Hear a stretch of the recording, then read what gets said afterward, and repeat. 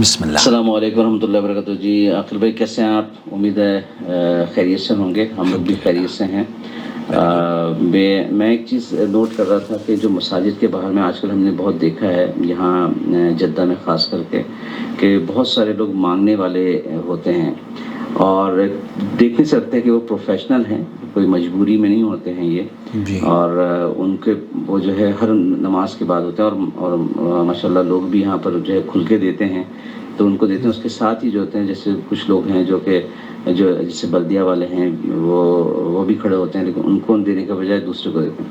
یہ ایک تھوڑی کنفیوژن رہتی ہے کہ یہ جو اس طرح کے لوگ ہیں جو پروفیشنل ہیں ان کو کیا کیا جائے، کیا ان کو بھی ان کو دیا جائے یا یہ جو ہے ان کو اگنور کر دینا چاہیے؟ ذرا سا اس میں دیکھیں اس میں کیا صحیح بات ہے کہ اس پہ کیسے عمل کرنا چاہیے۔ ٹھیک ہے عاقل بھائی، ان شاء اللہ تعالیٰ پھر بات ہوتی ہے۔ جزاک اللہ خیر، السلام علیکم ورحمۃ اللہ وبرکاتہ۔ وعلیکم السلام ورحمۃ اللہ وبرکاتہ۔ نحمدہ ونصلی علی رسولہ الکریم، اما بعد۔ آپ دیکھ رہے ہیں نو ٹی وی جدہ اور میں ہوں آپ کا دوست، آپ کا ہوسٹ محمد عاقل۔ ابو عمار ہیں جدہ سے، ہمارے ساتھی ہیں عامر بھائی، عامر خان۔ اور اس سے پہلے کہ ان کے سوال کا جواب دوں، یہ انفارمیٹو یارڈ ایک چینل ہے ان کے بچے نے اور ان کی اہلیہ نے بنایا ہے۔ یہ تینوں خوبصورت اور بہت مختصر فیملی اس پر کام کرتے ہیں۔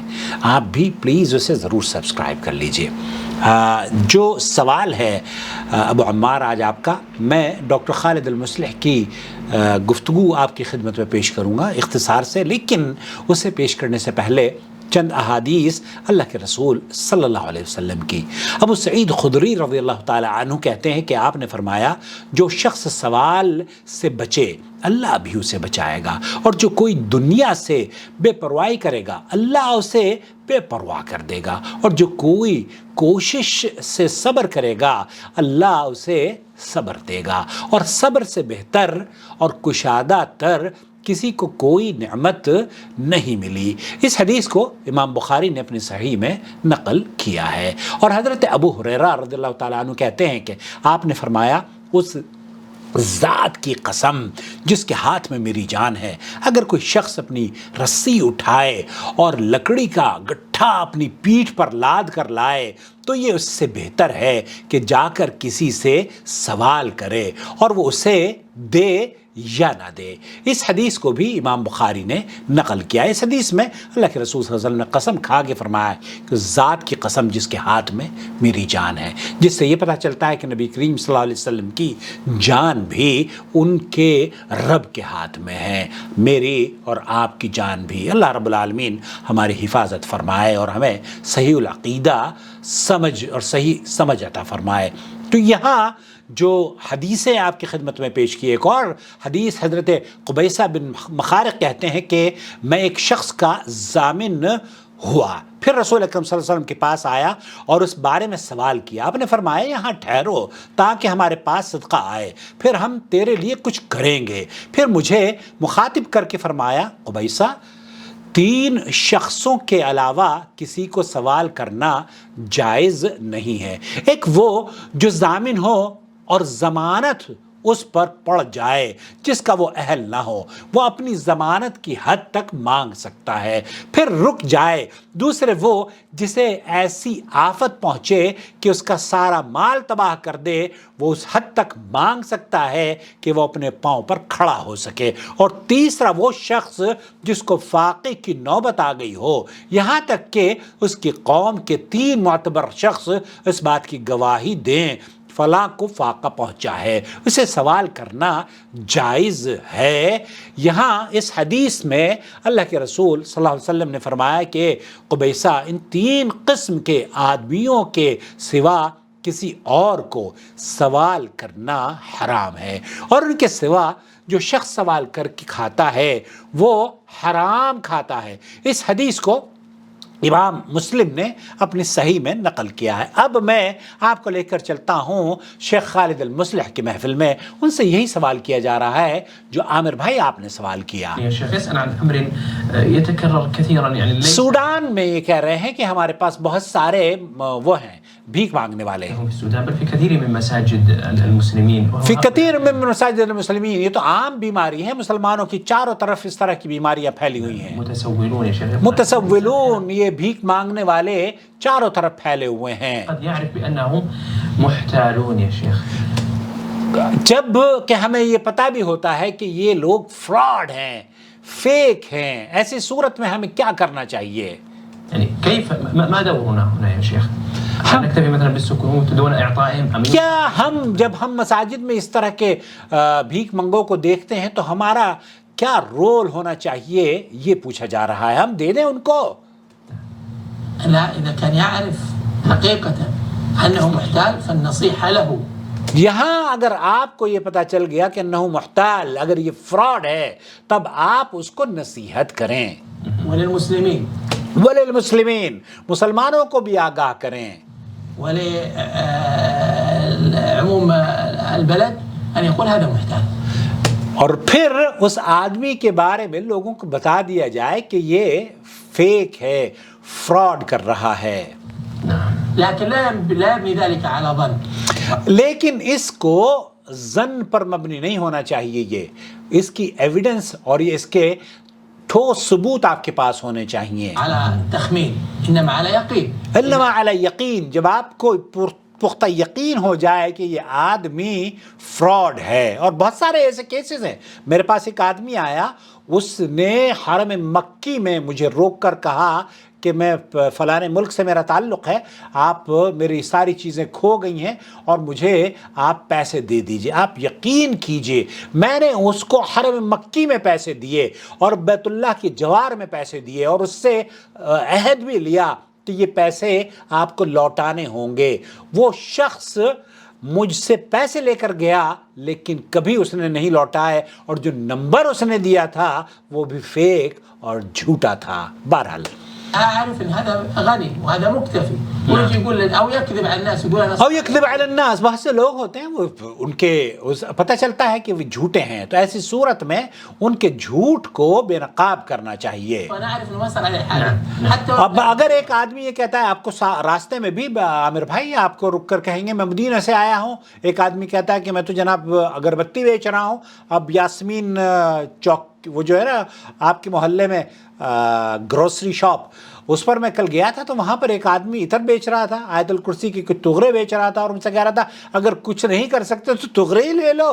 تو میں نے کہا کیا ضرورت ہے مجھے بھائی، مجھے ضرورت نہیں ہے۔ تو یہ بھیک مانگنے کا ایک نیا طریقہ انہوں نے اپنا لیا ہے۔ فنقول أنت تكذب.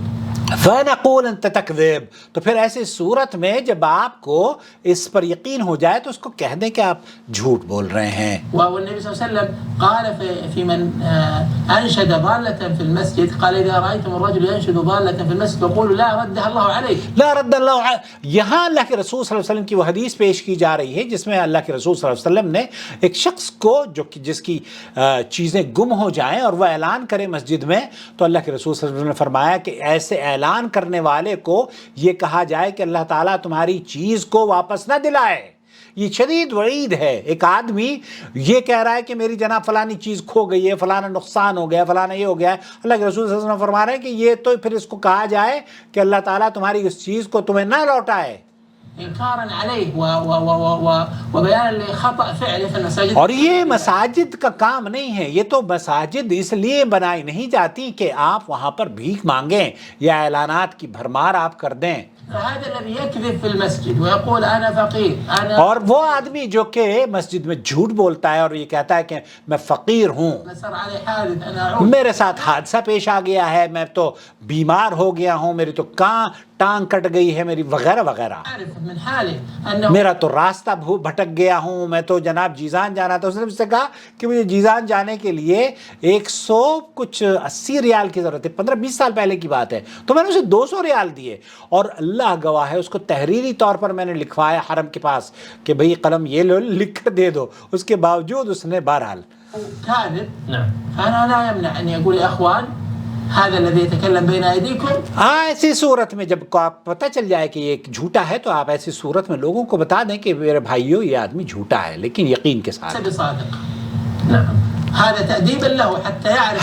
یہ اس کے لیے ایک ادب سکھانے کے مترادف عمل ہوگا. تعدیبی کارروائی اس کے خلاف کرنی چاہیے. ممن اطلع على حالته هذا ليس بصادق. هذا ليس بصادق. ایک ایسا آدمی جو کہ اس بات کی عمل خبر رکھتا ہو کہ یہ آدمی جھوٹا ہے اس کو بے نقاب کرنا چاہیے. حتى تخرج من العهدة يعني كما وصف بمعنى انه صار عليه حادث انه يعول انه كذا فمثل هذا الكلام من النصيحة. میں یہ اس آدمی کو تو نصیحت کرنی چاہیے اور لوگوں کو بھی نصیحت کرنی چاہیے اگر آپ کے پاس ایسا یہ پتہ ہو یقین کے ساتھ. اور اکثر لوگ ایسے ہی ہوتے ہیں. اکثر لوگ جو لوگ مساجد میں بھیک مانگ رہے ہوتے ہیں وہ تجار ہیں, وہ تاجر ہیں. یہاں شارع تہلیہ پر ایک آدمی کو اخبارات میں بھی آیا, کتنے میرے خیال سے 85,000 ریال اس کے پاس سے نکلے تھے. وہ ہندوستان پاکستان میں کتنے لوگ ہیں جو کہ بھیک مانگتے ہیں اور یوٹیوب بھری پڑی ہے, ٹانگ کو موڑ کر بیٹھ جاتے ہیں اور ان کو جب دیکھا جاتا ہے تو ان کے پاس کروڑ لاکھوں روپے نکلتے ہیں.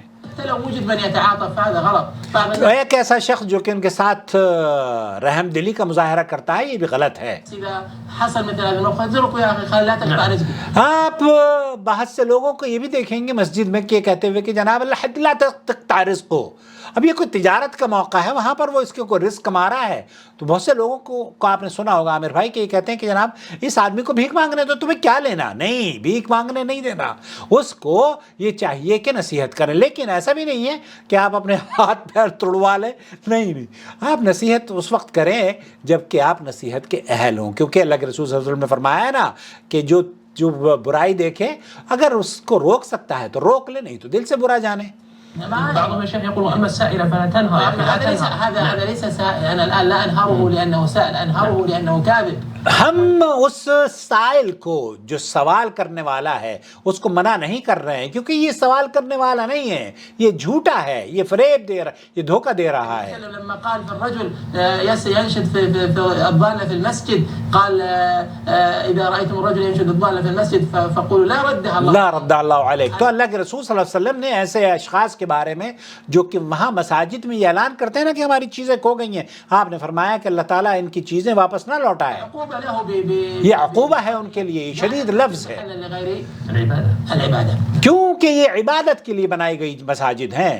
من جهة أخرى هذا فيما إذا كان كاذبا. لو كان صادقا. لو كان صادقا, اگر یہ تو اس کی بات کی جا رہی ہے کہ جو جھوٹا ہو, لیکن وہ آدمی جو کہ سچا ہے. وعارف من حاله انه فقير مسكين. وعارف من حاله انه فقير, میں اس کو پتہ بھی ہے کہ یہ جھوٹا نہیں ہے اور فقیر ہے, مسکین ہے. وقام في المسجد الذي اعرفه ان في بلاد كثيره من بلاد المسلمين. اب ہم یہ جانتے ہیں کہ مسلمانوں کے اکثر ممالک میں عندنا في السعوديه حنا عندنا في السعوديه, حتى في السعوديه, سعودی عرب کے بارے میں بھی شیخ فرما رہے ہیں بانه يمنع التسول بهذه. یمنع التسول. یہاں مساجد میں, ہر ملک کی مساجد میں بھیک مانگنے پر پابندیاں عائد ہیں. وانه اذا وجد مثل هذا يبلغ. اور اگر ایسا شخص کوئی سعودی عرب میں یا کسی ملک میں پایا جاتا ہے تو اتھارٹیز کو آپ اطلاع کر سکتے ہیں. یہاں پر بھی سخت قانون ہے سعودی عرب میں بھیک مانگنے کے بارے میں. الاختصاص لمنع هذه الظاهره. لمنع هذه, یہ وہ بھیک مانگنے کا فیشن ہے جس پر روک لگنی چاہیے. وانا اقول الامام احمد رحمه الله, اور امام احمد رحمۃ اللہ علیہ, عن الرجل يسال الناس في المسجد ايعطى قال لا. آپ امام احمد بن حنبل کے بارے میں کہہ رہے ہیں کہ امام صاحب سے کسی نے پوچھا کہ وہ بھیک مانگنے والا جس کو مسجد میں سوال کرتا ہے اس کو دے دیا جائے یا نہیں. امام احمد بن حنبل نے فرمایا کہ لا تعطی, اس کو مت دینا, اس کو نہ دو. قال لا لماذا. قال لماذا. یہ امام احمد بن حنبل نے اتنا ٹھوس موقف اس بھیک مانگنے کے بارے میں کیوں اختیار کیا. قال المساجد لم تبنى لذلك. المساجد لم تبنى بذلك. تو یہ مساجد اس لیے نہیں تعمیر کی گئی ہیں کہ یہاں پر بھیک مانگی جائے. وهذا صحيح, المساجد لم تبنى لذلك. وہ یہ صحیح بات ہے. تو خلاصہ کلام یہ ہوا عامر بھائی, ابو عمار, کہ اللہ تعالی ہمیں اور آپ کو بچائے. یہ اس طرح کی جو فیک بھیک مانگنے والے ہیں، اللہ تعالیٰ ان کی شر سے آپ کو اور ہمیں محفوظ فرمائے، اور انہیں پیسے نہیں دینے چاہیے۔ اور وہ لوگ جو کہ حقیقت میں محتاج ہیں وہ کسی اور طریقے سے اپروچ کرتے ہیں۔ میں آپ کو بتاؤں وہ اس طریقے سے اپروچ نہیں کرتے مساجد میں۔ مجھے امید ہے کہ آپ کے سوال کا جواب مل گیا ہوگا۔ یہ ویڈیو قدرے لمبی ہو گئی ہے، لیکن بہرحال ضرورت تھی اس بات کی کہ آپ نے اس اہم ترین ٹاپک پر مجھے بولنے کا موقع دیا۔ اللہ سے دعا ہے کہ اللہ تعالیٰ ہمارے ان چینلوں کو، انفارمیٹیو یارڈ کو اور نو ٹی وی چینل جدہ کو ایک دوسرے کا خیال رکھتے ہوئے دین کی نشر و اشاعت کے کام میں قبول فرما لے۔ السلام علیکم ورحمۃ اللہ وبرکاتہ۔